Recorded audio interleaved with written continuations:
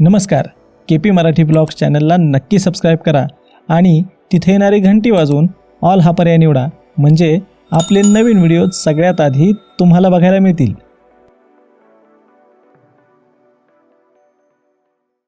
लाखो हजारो वर्षांपूर्वी भारतीय उपखंडाच्या भूगर्भामध्ये अशा काही हालचाली झाल्या आणि त्या हालचालींमधनंच ह्या सह्याद्रीचा जन्म झाला. मित्रांनो, ह्या सह्याद्रीचं रूपडं तुम्ही बघाल तर प्रत्येक वेळी तुम्हाला वेगवेगळं भासतं. जितक्या वेळा तुम्ही जाल तितक्या वेळा त्यात नाविन्य दिसतं. आणि मीही असाच एक भटका ह्या सह्याद्रीत भटकतो आहे आणि भटकत असताना अशा काही किल्ल्यांना भेटी देतो आहे ज्याच्याशी आपला इतिहाससुद्धा जोडला गेलेला आहे. अशाच एका सह्याद्रीतल्या किल्ल्याला आज भेट द्यायला आपण आलो आहे. माझ्या पाठीमागं तुम्ही बघत असाल हाच तो किल्ला आहे आणि हा किल्ला आहे ढाकचा किल्ला, ज्याला ढाकचा किल्ला म्हणतात. आणि त्या ढाकच्या किल्ल्याची जी भिंत आहे त्या भिंतीच्या मधोमध ढाकचा बहिरी देव आणि त्याची लेणी तिथं आहे मधोमध. सो अशा या ढाकच्या किल्ल्याला आपण आज भेट देणार आहोत. नमस्कार मंडळी, मी किशोर पवार आणि तुमचं आपल्या या KP मराठी व्लॉग्स या चॅनलवर खूप खूप स्वागत करतो. खूप साऱ्या दिवसांनंतर म्हणजे जवळपास 1 वर्षानंतर आपण ट्रेकिंगला आलो आहे आणि सगळ्यात पहिला ट्रेक आपण हा घेतला आहे आणि इथून पुढचे जे काय ट्रेक असणार आहेत तेही असेच भन्नाट असणार आहेत. सो चला जाऊया, आज करूयात आपण ढाकचा किल्ला.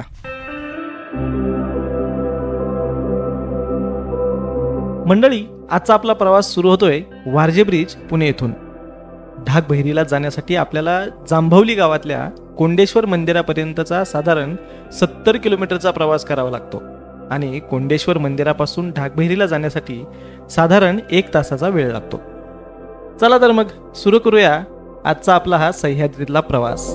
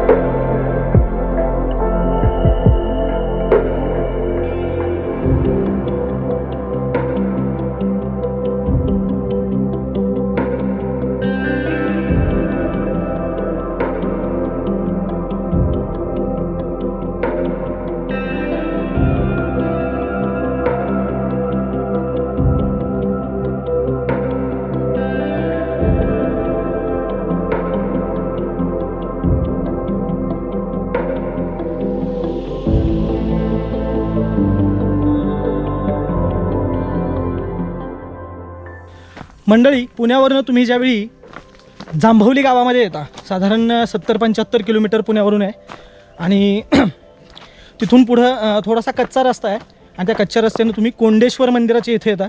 तिथं तुम्हाला गाड्या पार्क करायच्यात आणि गाड्या पार्क करून ही जी डोंगररांगे, या डोंगररांगेच्या कडेनं तुम्हाला किल्ल्याच्या दिशेने यायचं आहे. तर तुम्ही जर कर्जतवरून आलात तर एकतर तुमचं पुण्यावरून कर्जत आणि कर्जतवरून पुन्हा सांडशी गाव असं अंतर वाढतं. पण इकडच्या मार्गे जर आलात तर साधारण 40 ते 50 किलोमीटर अंतर तुमचं हे वाचतं. सो लक्षात ठेवा, हा रस्ता एकदम सोपा आहे. एकदम अशी स्टीप चढाई नाही आहे. 1-2-3 अशा टेकड्या आहेत, त्या टेकड्यात चढायच्यात आणि उतरायच्यात आणि मग तुम्ही बरोबर किल्ल्याची जी खिंड आहे, कळकराई सुळका आणि किल्ला, याच्या मधोमध येता तुम्ही. जर तुम्ही पुण्यावरून येणार असाल तर मी तुम्हाला अगदी आवर्जून सांगेन की तुम्ही याच रस्त्याने या. खूप सारा अंतरही वाचणार आहे तुमचा आणि खूप सारा वेळसुद्धा वाचणार आहे.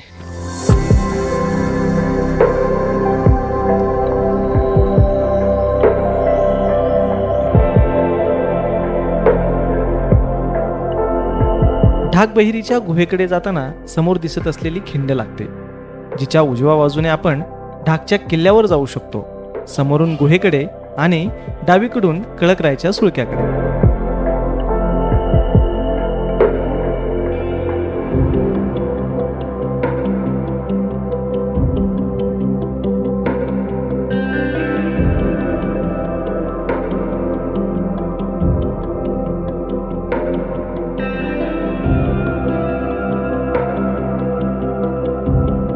खिंडीतून गुहेकडे जाताना सुरुवातीलाच आपल्याला हा रॉक पॅच क्लाइंब करून खाली उतरावे लागते.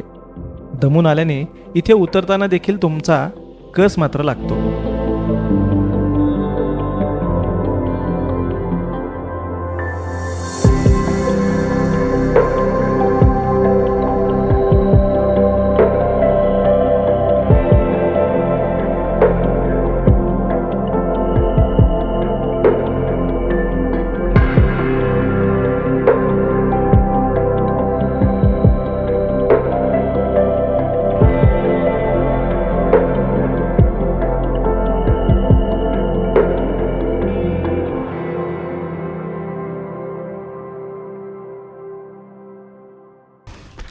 मंडळी, दरीतला पॅच उतरलात की तुम्हाला आता या कातळकड्याच्या बाजूनं ह्या ढाकचा बहिरी जो देव आहे आणि त्याचं जे ठाण आहे वर लेण्यांमध्ये, तिकडच्या बाजूला जायला ह्या कातळकड्याच्या बाजूनं जावं लागतं. सो इकडं खोल अशी दरी आहे आणि अगदी छोटीशी अशी रस्ता आहे ही, आणि ह्या रस्त्याने आपल्याला आता पुढं जायचं आहे.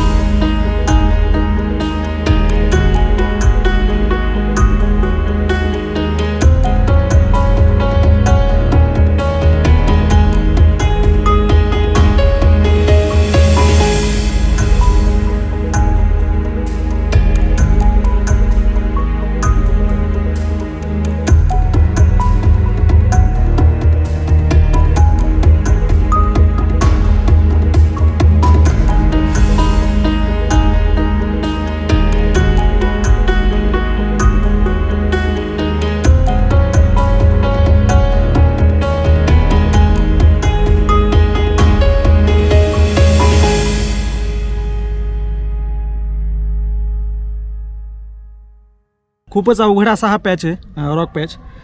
खूपच धरायला जागा कमी आणि तुमचा सराव असेल तरच तुम्ही इकडे या, अन्यथा न आलेलं उत्तम. इथं वर जो देव आहे त्याला बहिरीचा देव असं म्हणतात. आदिवासी लोक या देवाची पूजा करायला येतात. इथं महिलांना याला परवानगी नाही आहे, तर खूप अवघड असं हे ठिकाण आहे, खूप कठीण आहे. आणि अजून एक टप्पा राहिला आहे माझा वरपर्यंत जायला, आणि बऱ्यापैकी मला वाटते 20% अजून आपल्याला जायचं आहे. तर मी पुन्हा एकदा सांगतो, सराव असेल अशा ठिकाणी जाण्याचा तुम्हाला, तरच तुम्ही अशा ठिकाणी या ठिकाणी तरी या. चला पुढे जाऊयात आपण आता.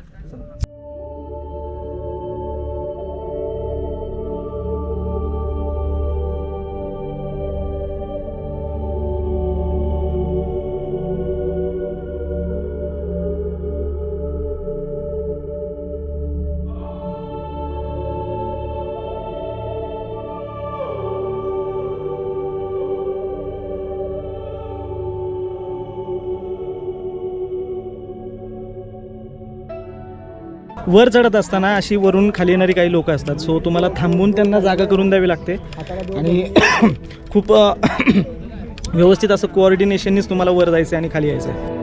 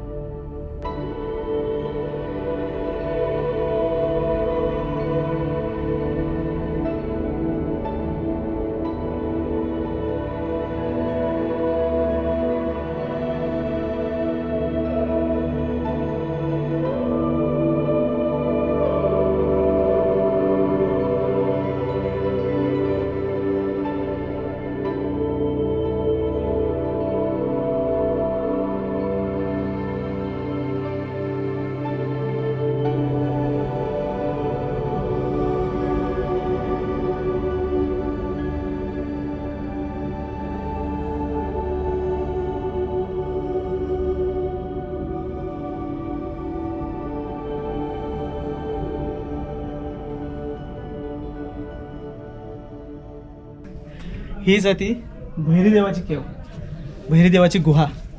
चला मी आता शूज काढतो आणि मग तुम्हाला आतलं काय सीन आहे ते दाखवतो सगळा.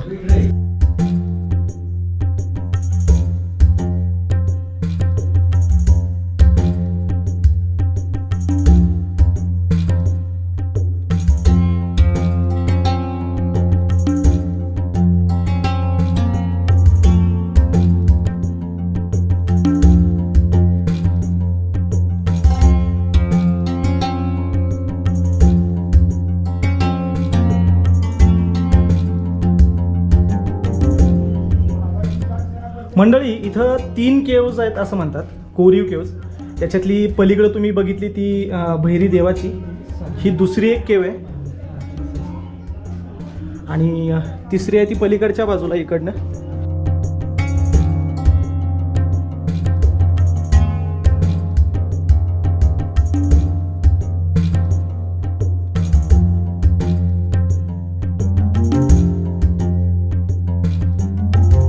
तर मित्रांनो तुम्ही इथं मुक्कामी सुद्धा येऊ शकता. साधारण 10 लोक मुक्काम करू शकतील एवढी मोठी जागा, एवढी मोठी केव आहे ही. तुम्ही बघत असाल इथं तुम्हाला स्वयंपाक करण्यासाठी गावकऱ्यांनी भांड्यांची सुद्धा सोय केलेली आहे, जी तुम्ही इथं स्वयंपाक करून ती व्यवस्थित धुवून परत तिथं ठेवून द्यायची आहे.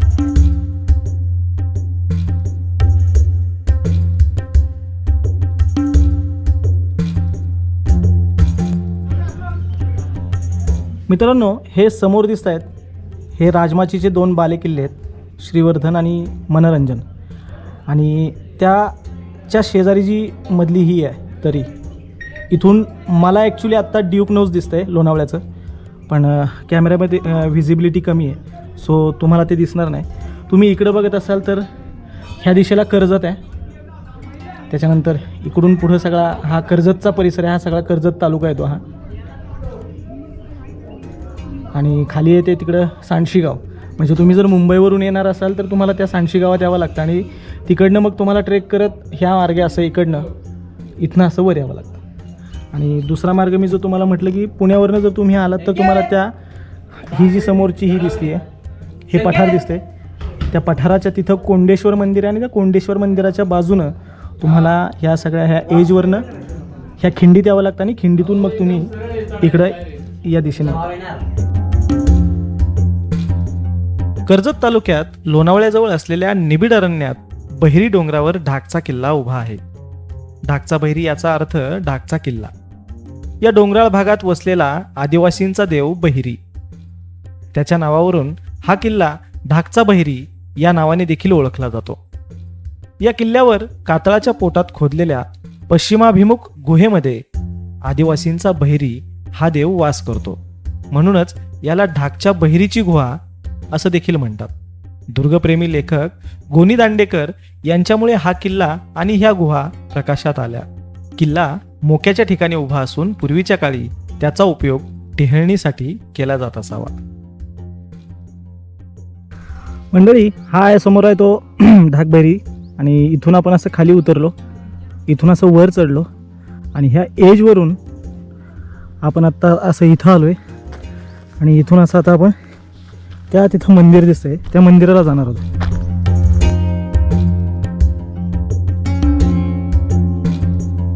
तर मित्रांनो साधारण जायला तुम्हाला जरा वेळ लागतो, 1 तास लागतो आणि येताना पण तुम्ही पटकन येता, म्हणजे साधारण अर्ध्या पाऊण तासात तुम्ही परत येत असता.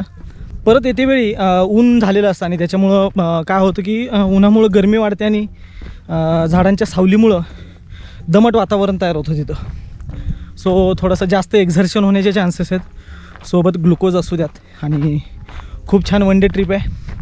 ढाक बहिरीच्या गुहेपासनं त्या लेण्यांपासनं साधारण खालच्या पायथ्याच्या गावापर्यंत यायला साधारण आपल्याला पाऊण ते 1 तास लागला आणि तिथं खूप गर्दी असल्याकारणानं मी व्हिडिओ बनवला नाही आणि मी आता पुण्याच्या दिशेनं निघालो आहे. तुम्ही माझ्या पाठीमागं बघत असाल हे उकसन धरण आहे आणि बरोबर याच्याच पलीकडच्या बाजूला दुसरं शिरोटा धरण येतं.